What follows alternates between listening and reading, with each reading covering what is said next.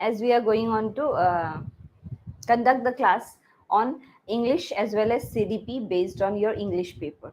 So you know that for English, from English part, you will get 30 questions, and 30 questions are compulsory, and minimum you need to crack 12 marks.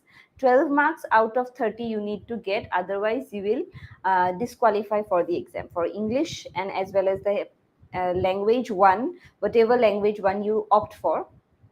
Both the papers you need to get 12 to 13 marks. So always have on to be on the positive side, always think to score at least more than 18, 17, 18, so that it doesn't whenever you are getting negative marks also, it doesn't crop up to 12 or 13. Okay, so let's start the session.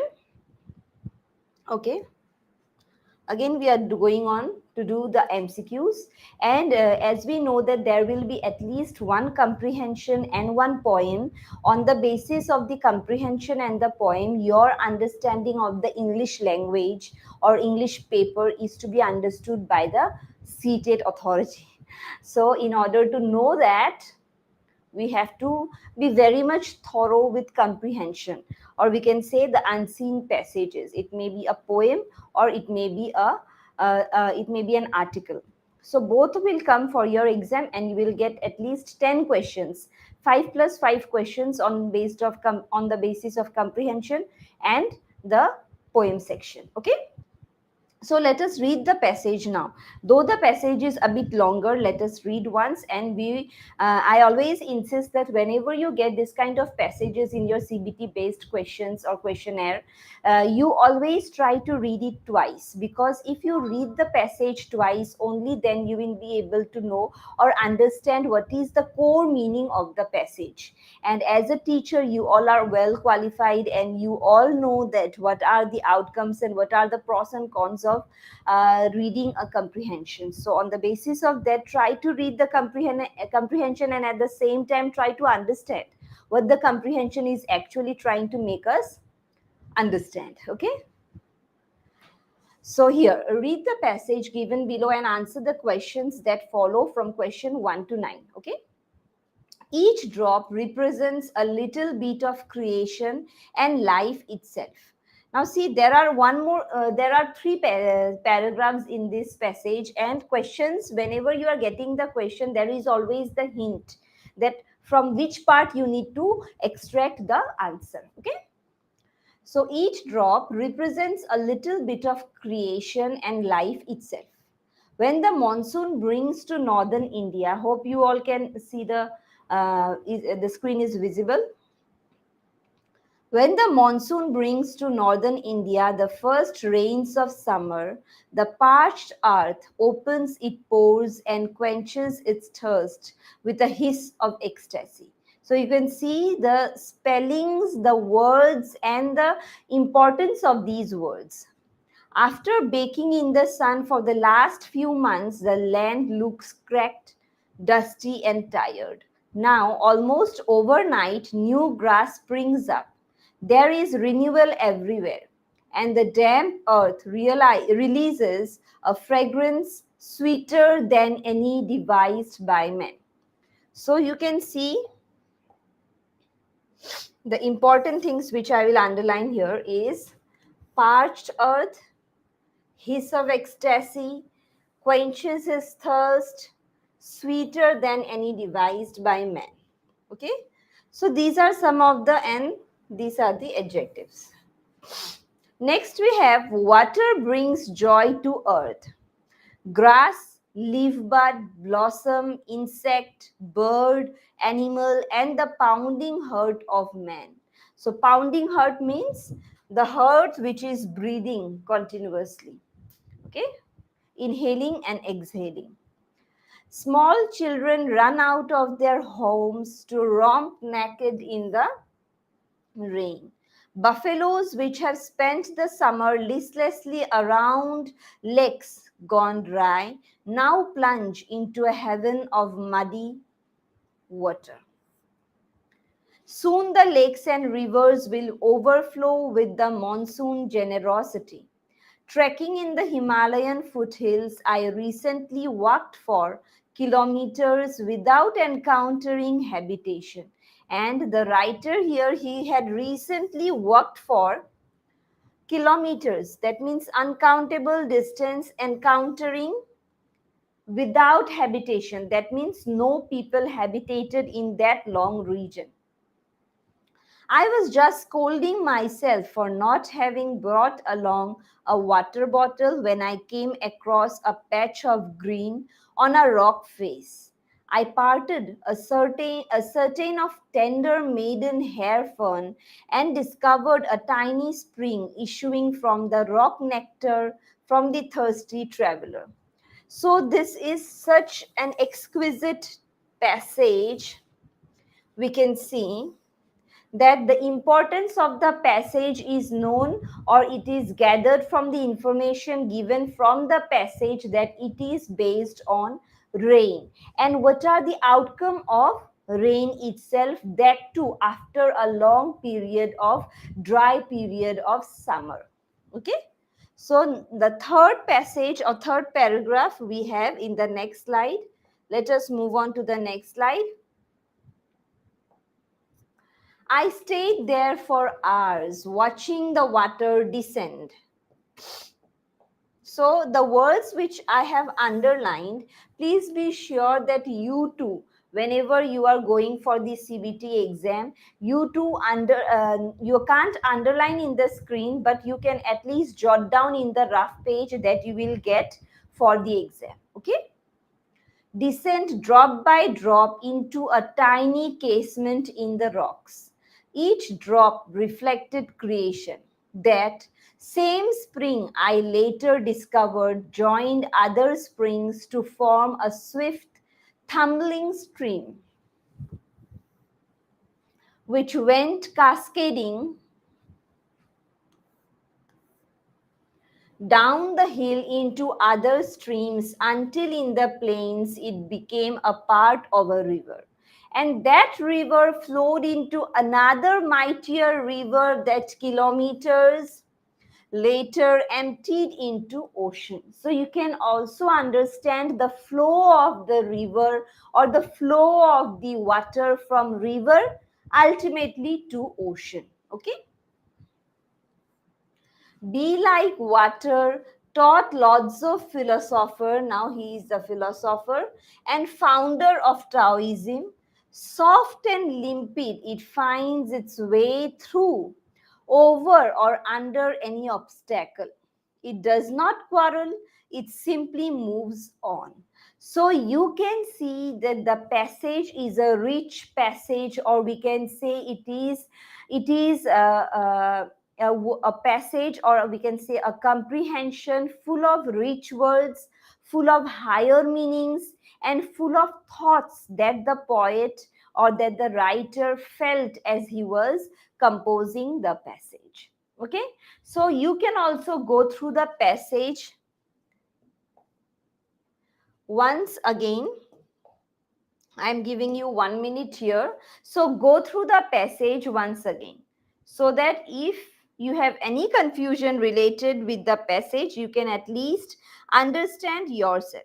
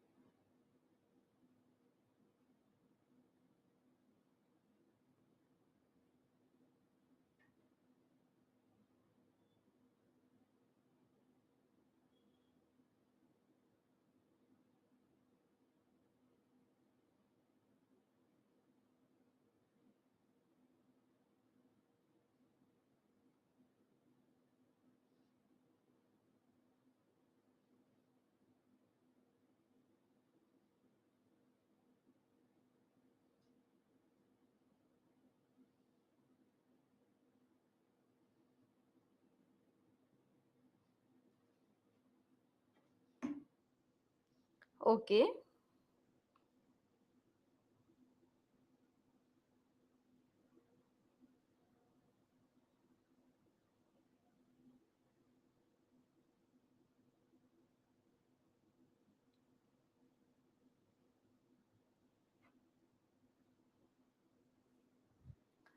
Okay, now let us move to the question section. Okay, this the third passage, the third paragraph will also need a second, a minute for you all to read on. Okay, you just read, and I'm giving you 1 minute here.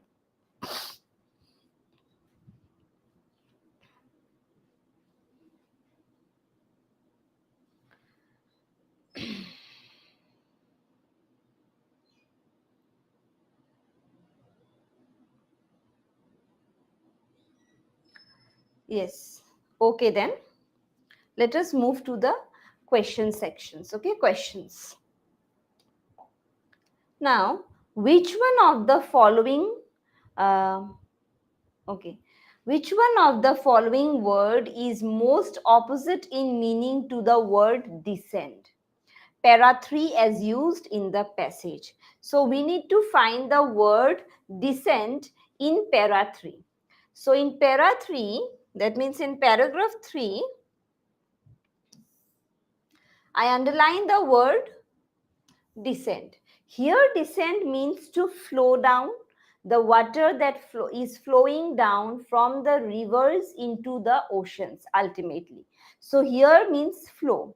So what is the opposite? We need to find out the antonym or opposite of descend here. So let us move on. Just we have to move to and fro with the question. So descend, as we can say, the correct meaning is flow. But what is the meaning of the opposite of flow? So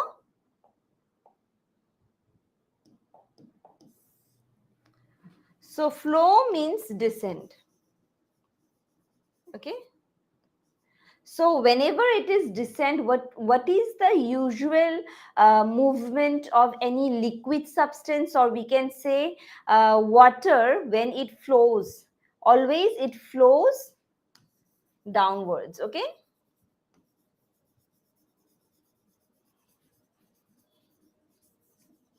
So it is flowing downwards. What can be the opposite of downward movement? So it is always moving upwards, or we can say moving upper.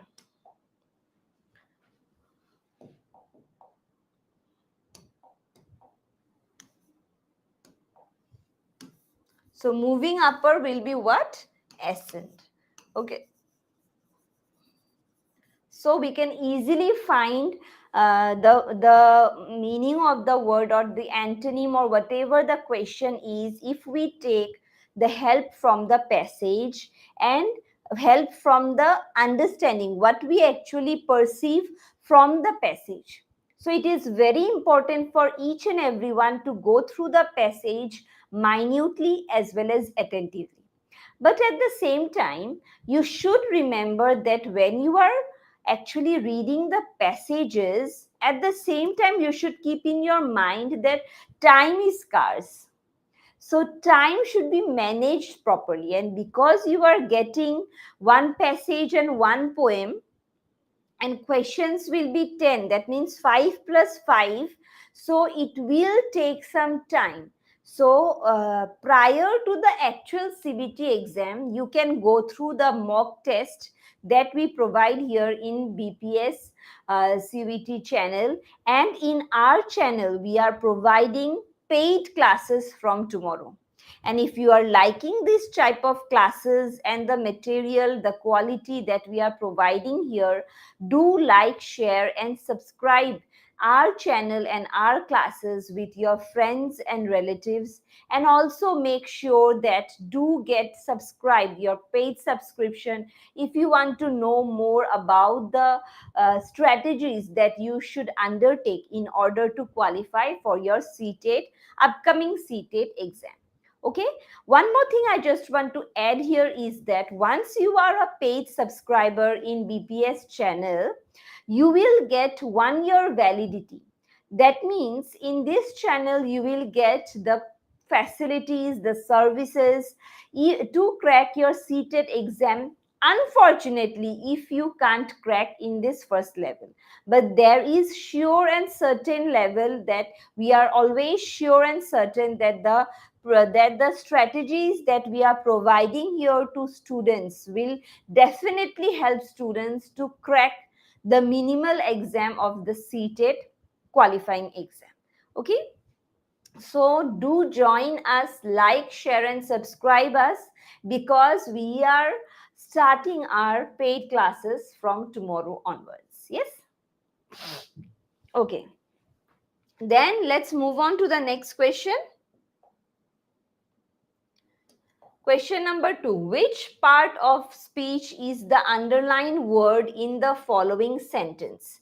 So underlined word is what?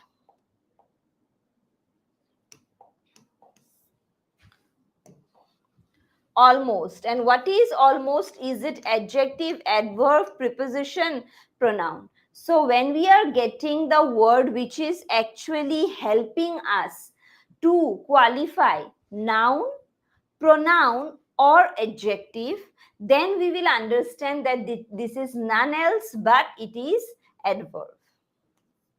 Okay, an adverb of what? We have 6 types of adverbs, that is adverbs of time, adverbs of place, adverb of frequency, adverb of degree.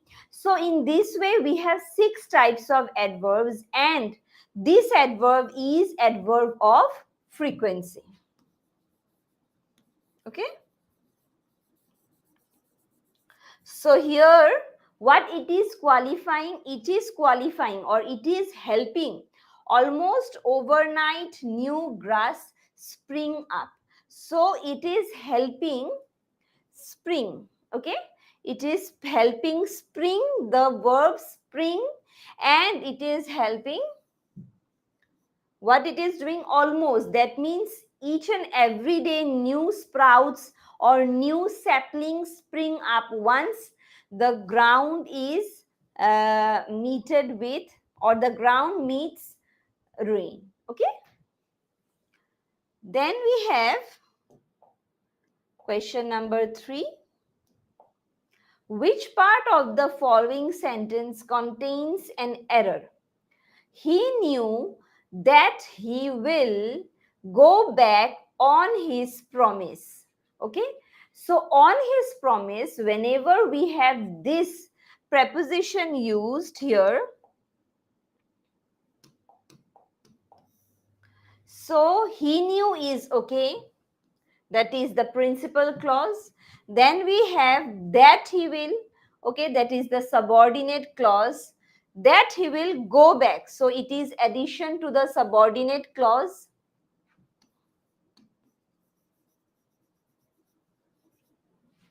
And last we have on his promise, so it is, there is difficulty in the word on, so the option will be D. Okay, the option will be D, and again here there are confusing. A option has C, B has D, C has A, D has B. So please be very much careful while opting the options, because A, B, C, D may not be the options directly A, B, C, D. Okay, going back to his promise. Okay, it should be going back to his promise or by his promise. Next we have question number 4. Which of the following statements is not true? The sweltering heat comes to an end. Yes. So which one is not true? The damp earth releases a sweet fragrance. Yes. There is renewal everywhere. Yes. New grasses spring up. Yes. So which of the following statement is not true? The damp earth, there is renewal everywhere. New grasses, the sweltering heat comes to an end. So here you can see that all the 4 options are applicable. All the 4 options are true. So in this case, we need to search for the wrong option. So which of the following statement is not true? So to some extent we can say that in case of new grasses, the sweltering heat comes to an end.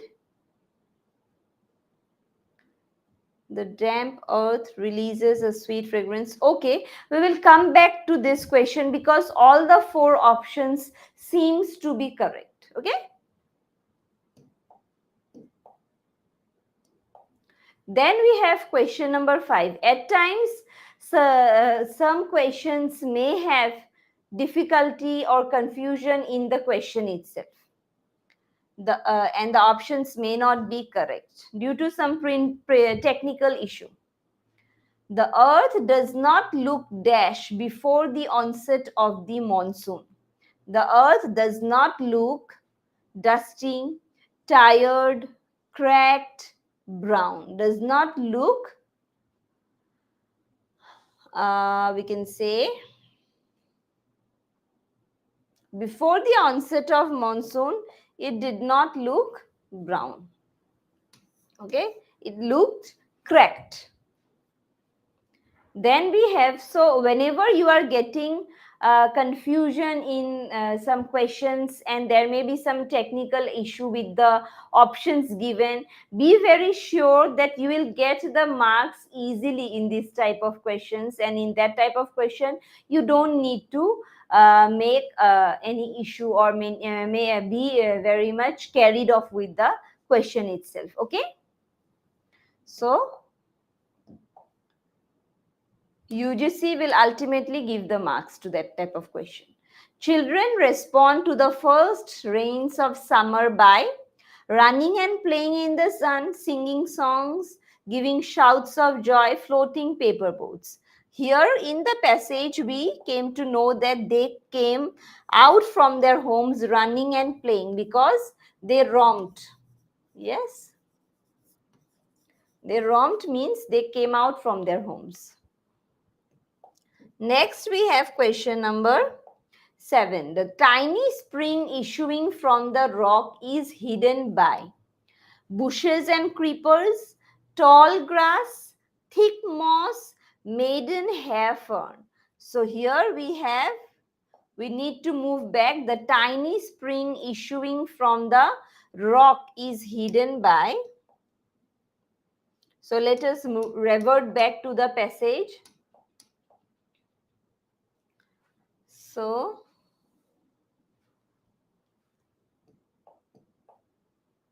here I just want to add that he is a Chinese philosopher and Taoism refers to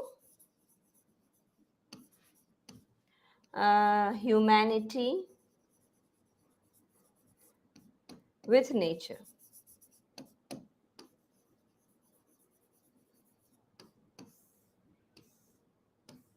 Okay, so jot it down.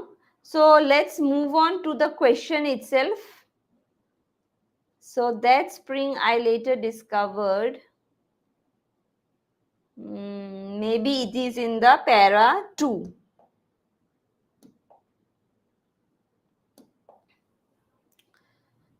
Trekking in the Himalaya, I just found scolding. When I came across a patch of green rock face, I parted a certain tender maiden hair fern and discovered a tiny spring. Okay, so we get the question with our answer, that is maiden hair fern. We can say it is a kind of a fern that just came out or that sprang from the earth itself. Okay, so it is a maiden hair fern. Maiden means it is a first fern that came out, or we can say the saplings, the springing out of the fern itself, which was hiding or which was covering the tiny spring issuing from the back of the rock. Okay.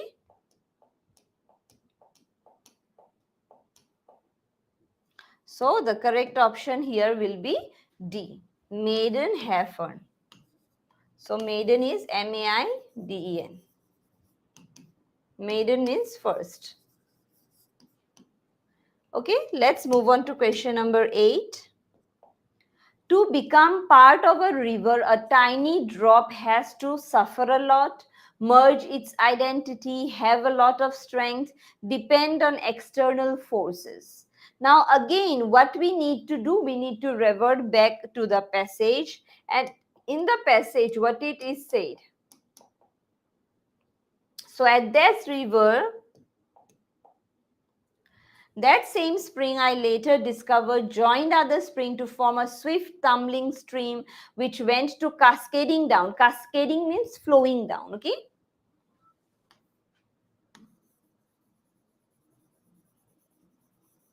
Flowing down from the drop to stream, then from stream to plains, and became a part of the river, and that river flowed into the mightier and emptied into an ocean. So I stayed there for hours watching water descend into a tiny casement. Each drop reflected creation. That same spring I later discovered joined. So it is a gradual process. Actually, the gradual process from drop to stream, from stream to river, and from river to ocean.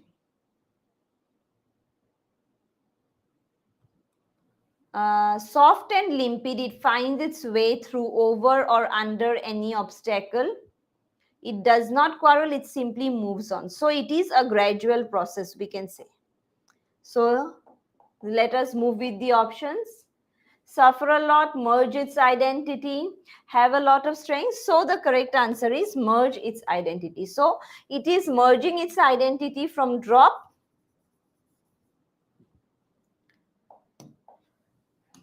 to stream, then to river, and ultimately to ocean. Okay, so it is merging its identity from one phase to another. Then let us move on to question number 9. Which of the following words is most similar in meaning to the word pounding as used in para 2 of the passage? Pounding heart means the breathing heart, or we can say palpitating, that means fluctuating. Okay, so palpitating means pounding, or we can also say the fluctuation of our heart's breathing process, or we can also say inhale and exhale.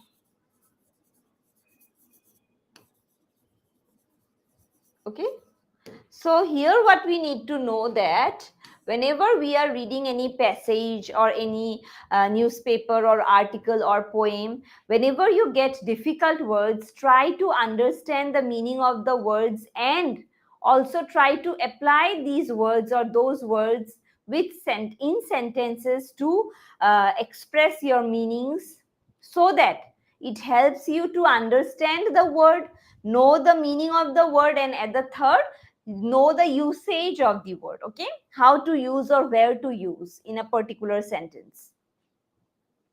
Then we have question number 10. Let's move on a bit fast. So in question, again we already got 10 questions from the comprehension section, and now we are getting the poem.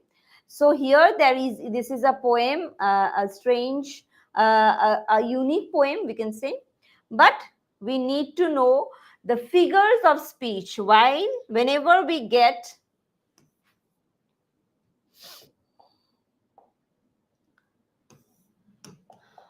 you get poems, try to refer back to figures of speech. Okay, that means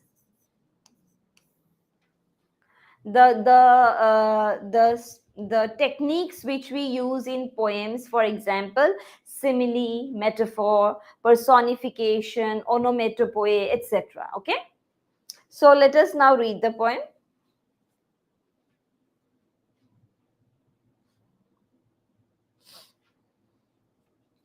I think that I shall never see a poem lovely as a tree whose hungry mouth is pressed against the earth's sweet flowing breast, a tree that looks at God all day and lifts her heavy arms to pray, A tree that may in summer wear a nest of robins in her hair, upon whose bosom snow has lain, who intimately lives with rain. Poems are made by fools like me, but only God can make a tree. So this is a wonderful poem where the subject, or we can say the protagonist of the poem, is actually the tree who adjusts or gets in contact with everything. So you can see that the tree is this is a lovely poem. Who is the poet? And the poet can just make a poem like this, and he regards himself as a fool in the last stanza. And he said that only God can make a tree, because a tree is something, a tree is a thing which is hungry, and he whenever it is hungry, he used to press. Pressed is an archaic word. So pressed its mouth into the flowing breast, and breast, that means it is the earth's breast. Then a tree that looks at the God, or at God all day, and always with its leafy arms pray in front of God. Okay. Then a tree in summer wear a nest of robins in her hair, and the tree with all its branches is regarded as hair, and in the hair, or in the branches, the birds like robin, sparrow, crow, pigeon come and rest there. And then in the last part, upon whose bosom snow fall and lain, who intimately lives with rain. And in the winters, that same tree will always keep hold with the frost, or keep hold with the snow. And at the time of the monsoons, the same tree will intimately live with rain. So you can see the beautiful way, in the simplest way, how the poet has tried to describe rain along with the different phases. That means it may be some monsoon, summer, winter, and its needs for living his life. Okay, let us move with to the questions section.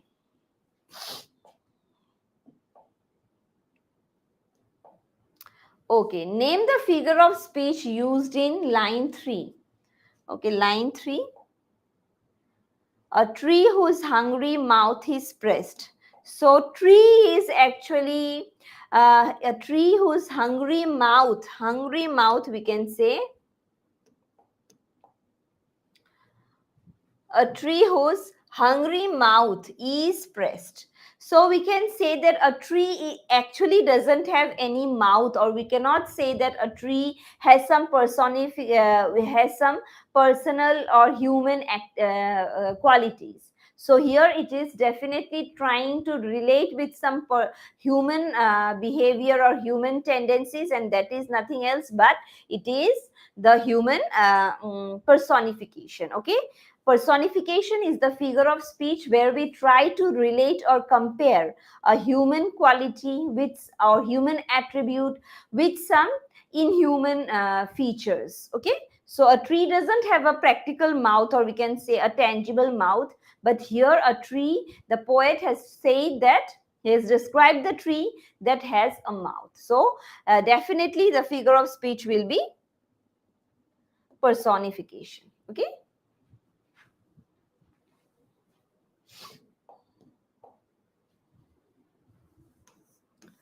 Then we have question number 11.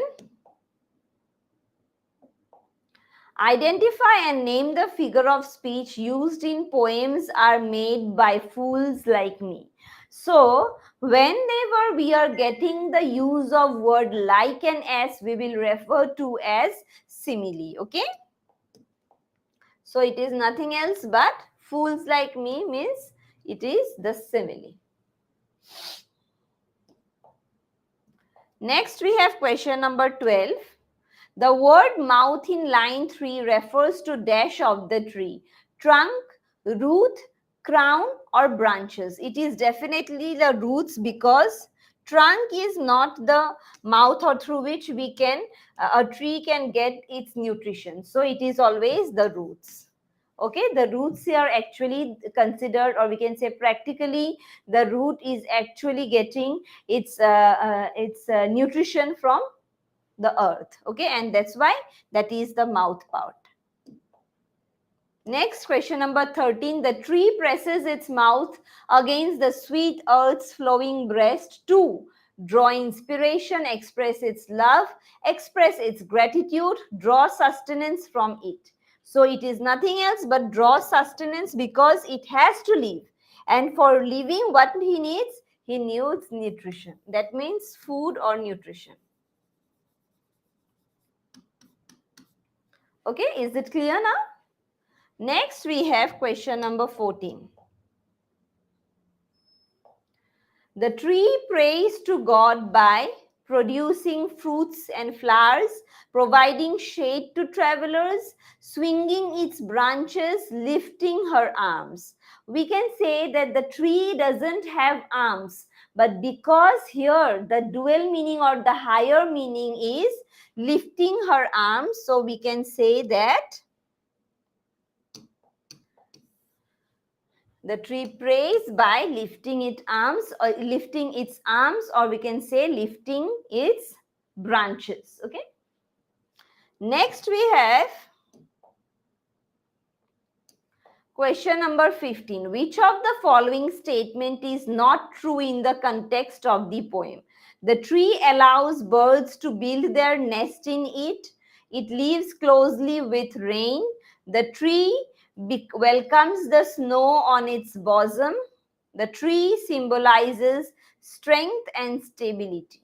So here we can say that the tree allows birds to build its nest in it is not mentioned here in the poem. So we can say that which of the following is not true in context of the poem, that nothing is said about birds. Okay, so we will refer to this.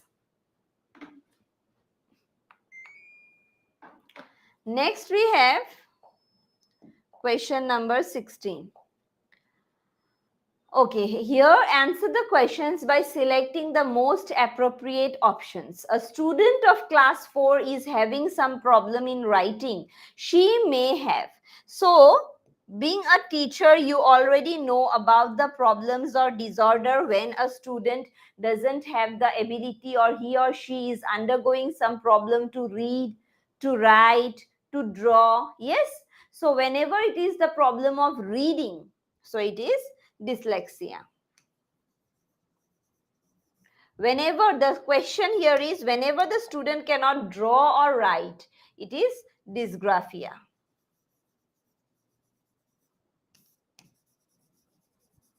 Okay, the correct answer is dysgraphia. And about dysphasia and dyscalculia. So for dyscalculia we have can't calculate. And dysphasia is something where a student cannot swallow, a person cannot swallow. So it is not related with the educational or learning disorders. So it is out of these three are learning disorder.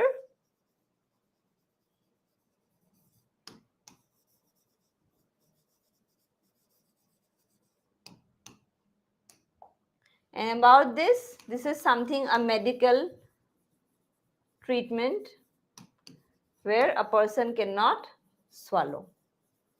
Okay. So this is the basic thing as a teacher you already know. So it is one of the common question, and I will give here a star because it is frequently asked in the CTET question paper. Yes. Next question number 17. It specifies the rules which govern the arrangement of words into phrases, clauses, and sentences. So whenever we are trying to arrange a particular sentence, words into a paragraph, or we are trying to arrange the entire paragraph, what we actually term it? Is it the syntax, cohesion, discourse, or semantics? So semantics is actually the study of structure of any language. So the correct answer is semantics. Okay. And about syntax, that is about rules, Cohesion means merge, or we can say collide. And discourse is something like an article. Okay, discursive. Yes. So let's move on to the next question. Question number 18. A teacher of class 6 has labeled the classroom objects such as blackboard, door, window, fan, table, chair, etc. in different languages, that is Hindi, English, Urdu, Sanskrit. Here the classroom as a whole is focusing on the three language formula, is a rich source of promoting multilingualism, is learning through grammar translation method, is creating a language confusion in students. So here we can say whenever we are referring to all the languages, and in this classroom itself we have different words, and we have words based on different languages, and we are trying to actually articulate or identify a specific thing according to the four different languages. So that is something which is it is an integration, or we can say promotion of multilingualism. So we need to adopt, actually accept the promotion of this kind of languages, because it enables us to understand or know more than one or two languages. So that is going to add to our knowledge. So that is definitely a positive approach which is taken by the school or the teachers. So grammar is not related here, language confusion is not there, is focusing on three languages is not there, because here it is four language. And so we will get the rich promotion of multilingualism, or we can say knowing or trying to incorporate within ourselves to different languages and the use of these words according to the different languages. Okay. So this is one of the important question which we need to logically think in order to find out the correct answer. Next we have question number 19. The assessment process not only assesses students' learning but also assesses teachers' process. This statement is partially right, baseless, fully wrong, fully right. So whenever we are speaking about assessment of a student, actually we are assessing the teacher also, because whatever the assessment is done, we are knowing that what the student has learned. But in the same way, we can also say that whatever the student has learned is actually taught by the teacher. So it is an assessment of a dual side or of a dual type, where the student as well as the teacher is assessed. Okay, so it is fully right. Okay, let's move on to question number 20. The language which is learned from environment without any explicit learning is third language, school language, first language, second language. So without any external factors or without any teaching, a language is taught or a language is learnt is none else but first language or mother tongue. Okay. Without any teaching, a person automatically learns, because that is the tongue or that is the language which is spoken in the home itself by the parents, by the relatives, and that way a child will automatically incorporate, or in the inbuilt, the language is inbuilt in his or her genes actually. Yes, let's move on to question number 21. A teacher is facing the problem of students' poor spelling. She listed the probable causes for it and then decided to frame some steps to overcome it. This whole process is action research, applied research, problem solving, improving spelling. So it is actually, when we are thinking or when we are searching that our student is actually facing problems in spelling, and he has listed the probable clauses for it, and for it then decided to frame some steps to overcome. So it is actually the action research. So where the research is carried out on the basis of the research, on the explanation or analysis of the problem of the student, and automatically the solution is also provided by the teacher. Yes. Next we have question number 22. Reading picture books means to help learners to draw neat and colorful pictures. Yes. that children love pictures and it will be a fun-loving class, exposing learners to different style of drawing. And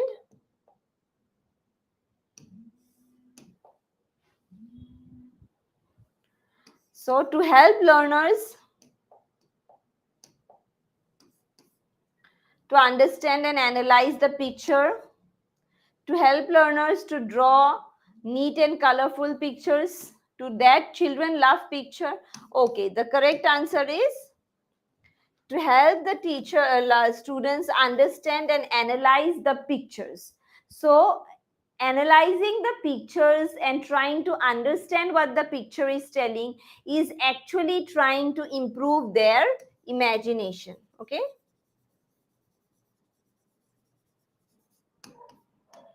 So imagination is one of the important prominent factor, we can say, in case of the student, because once he will know or analyze or start analyzing the pictures, he will actually understand what the pictures are, or what can, to which limit he can imagine about the picture. So this is going to help and promote teaching and learning with the help of pictures, and which is actually included in the lower section, from that is from class 1 to 5. Okay, next we have question number 23. Before starting a new chapter from a textbook, a teacher should at first focus on relating the story with previous experiences of learners, the grammatical structure, no way, the background setting of story in history, etc., no, the work profile of the poet and the writer, yes, but it is going to help in the ending or conclusion.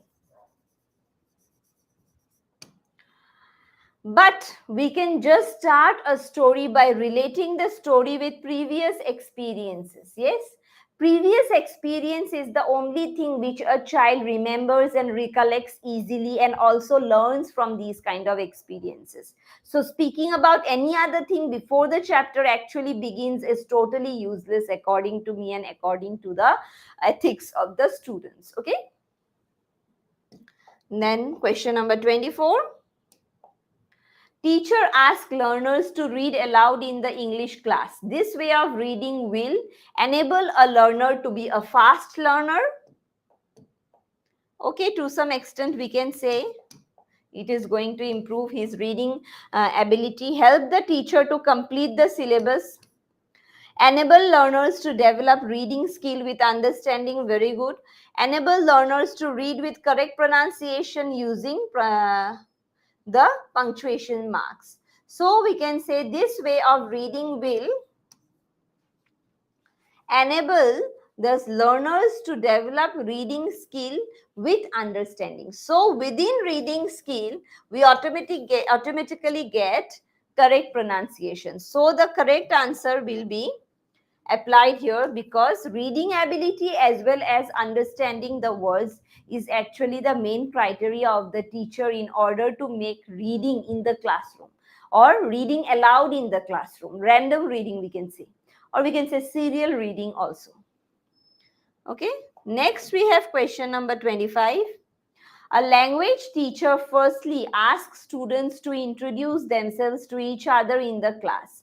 Then she asks them to introduce their friend to each other. This activity will help to increase PPP, ELT, BIX or CALP. So here in this question, I will refer to this because it is a lengthier concept where we need to understand the different perspective. Okay. Next question number 26. Literature should be included in language classroom because it develops moral values. Yes.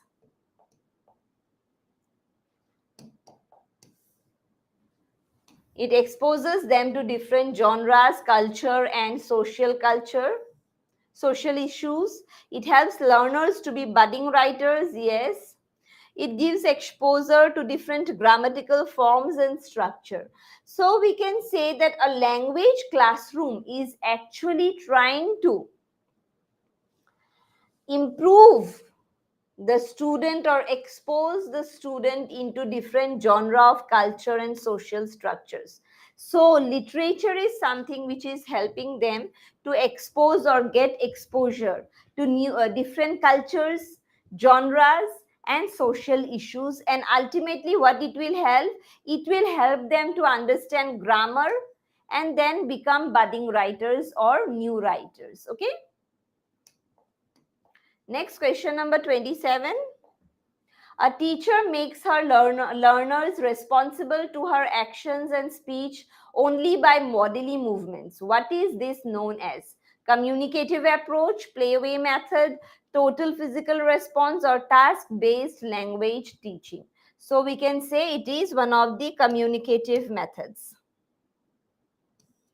So communicative methods, why? Because we are trying to give bodily movements, gestures, grimace, posture, etc. Okay, let's move on to question number 28. In a language class, students are memorizing the dialogues through drill and practice, and the teacher is correcting their pronunciation mistakes immediately. They are practicing the dialogues in chorus. The teacher is following the audiolingual methods, CLT method, direct method, or natural method, or we can say it is audiolingual. Okay,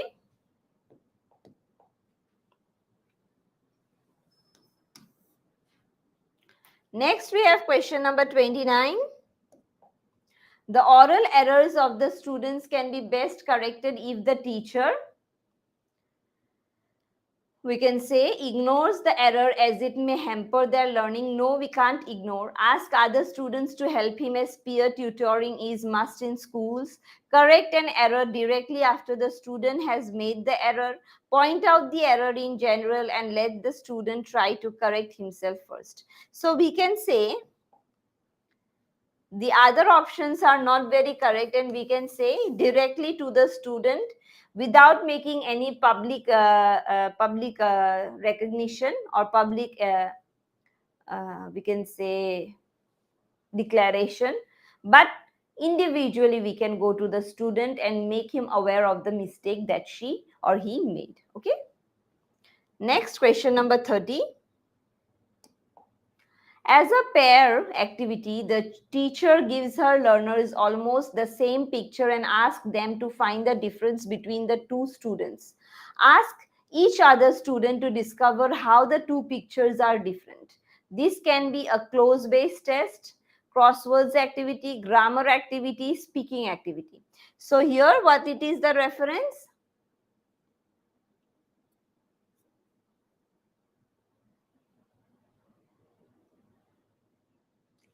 Okay. So it is the picture, and we can say speaking about the picture can be a speaking activity, okay, not a close base, because close base is something related with grammar. And the other is with calculations and the grammar activity. So it will go with the speaking activity. Okay.